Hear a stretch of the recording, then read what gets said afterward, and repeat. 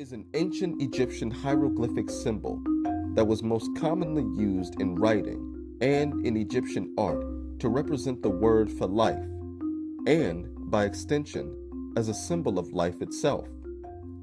The Ankh has a cross shape, but with an oval loop in place of an upper bar. The origins of the symbol are not known, although many interesting theories have been proposed. It was used in ancient Egyptian writing as a trilateral sign representing a sequence of three consonants. This sequence was found in several Egyptian words, including the words meaning mirror, floral bouquet, and life. In art, the symbol often appeared as a physical object, representing either life or substances such as air or water that are related to it. It was especially commonly held in the hands of ancient Egyptian deities or being given by them to the pharaoh to represent their power to sustain life and to revive human souls in the afterlife. The Ankh was one of the most common decorative fixtures in ancient Egypt and was also used decoratively by neighboring cultures. It was commonly used as a symbol of power. Coptic Christians adapted it into the crux ansata, a shape with a circular rather than oval loop, and used it as the variant of the Christian cross.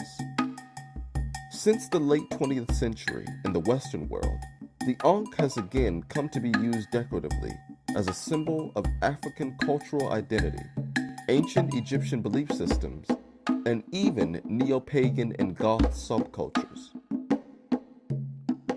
Many scholars believe the sign is a knot formed of a flexible material such as cloth or reeds. These early versions bear a resemblance to the Tayet symbol, a sign that represented the concept of protection. Some scholars have argued that the Ankh originally represented something other than a knot. Some have suggested that it even had a sexual context. Calvin Schwab, an author and researcher, argued that the origin of the Ankh is related to two other signs of uncertain origin that often appear alongside the Ankh in ancient writings. This was scepter, representing power or dominion, and the Djed pillar, representing stability. In Egyptian belief, life was a force that circulated throughout the world. Individual living things, including humans, were manifestations of this force and fundamentally tied to it.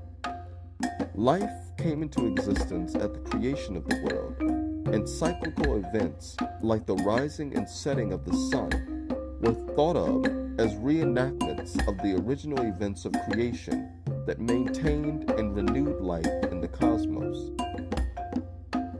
Sustaining life was thus the central function of the gods who governed these natural cycles.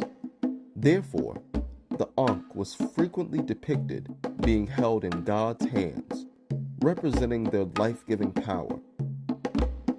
The Egyptians also believed that when they died, their individual lives could be renewed in the same manner as life in general. For this reason, the gods were often depicted in tombs giving Ankh signs to humans, usually the pharaoh. The Ankh may have been used decoratively more than any other Egyptian hieroglyphic sign. Mirrors, mirror cases, and a host of other instruments were made in its shape. The sign also appeared very commonly in the decoration of architectural places such as the walls and shrines within temples. In some decorative places and temples, all three signs were positioned above the hieroglyph for a basket that represented the word all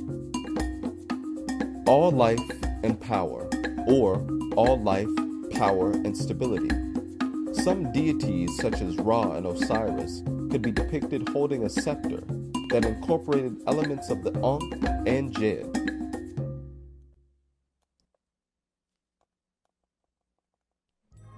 According to Socrates of Constantinople, When Christians were dismantling Alexandria's greatest temple, the Serapeum, in 391 AD, they noticed cross-like signs inscribed on the stone blocks. Pagans who were present said the sign meant life to come, an indication that the sign Socrates referred to was the Ankh. Christians claimed the sign was their own, indicating that they could easily regard the Ankh also as a crux ansata. Recently, the Ankh has become a popular symbol in modern Western culture, particularly as a design for jewelry and tattoos. Its resurgence began when the counterculture of the 1960s stirred a greater interest in ancient religions. In the 21st century, it is the most widely recognized symbol of African origin in the Western world, and it is sometimes used by the people of African descent in the United States and Europe as a symbol of African cultural identity.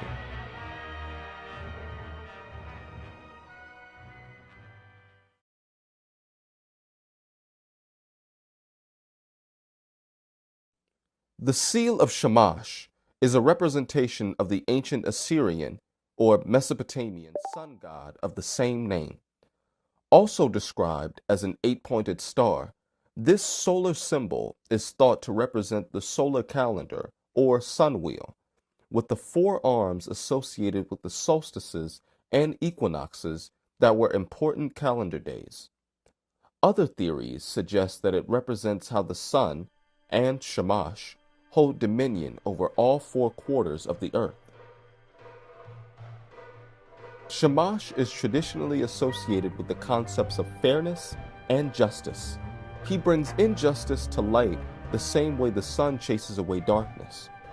His followers were inspired to gather all existing legal procedures and laws and properly codify them.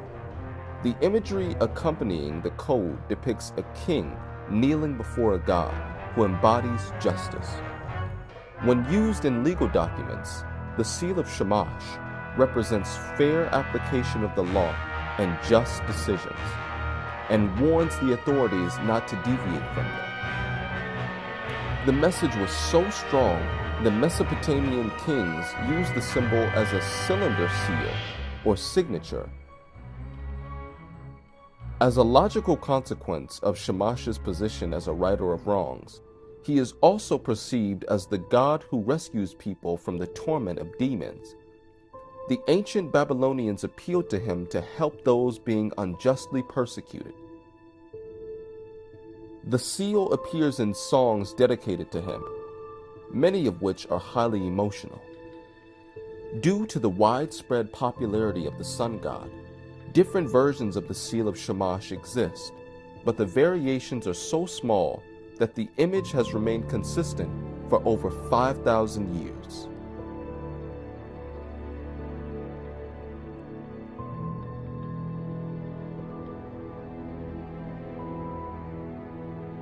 A Lamassu, or sometimes called a Lamassus, is an Assyrian protective deity, often depicted as having a human head, the body of a bull or a lion, and bird wings.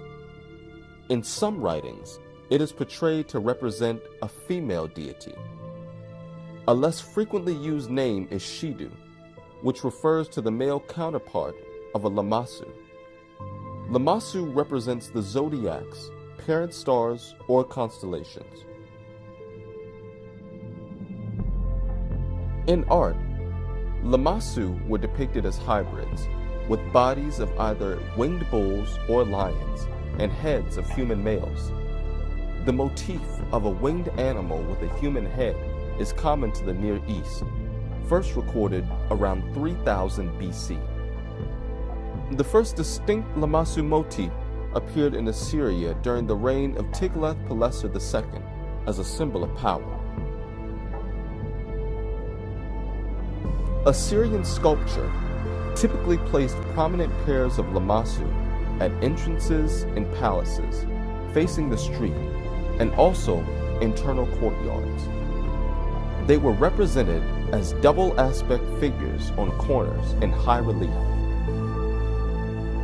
From the front, they appeared to stand, and from the side, walk. and in earlier versions have 5 legs, as apparent when viewed obliquely. Lumasi do not generally appear as large figures in the low-relief schemes running round palace rooms, where winged genie figures are common, but they sometimes appear within narrative reliefs, apparently protecting the Assyrians.